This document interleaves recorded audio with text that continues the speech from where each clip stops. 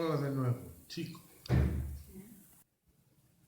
Ahora ofrecemos unos consejos para el verano. Ya, están atentos. Usar protección solar 30 minutos antes de tomar el sol.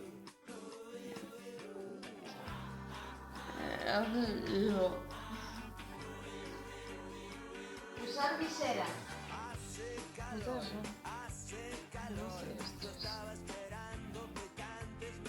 Usar ropa amplia y fresca.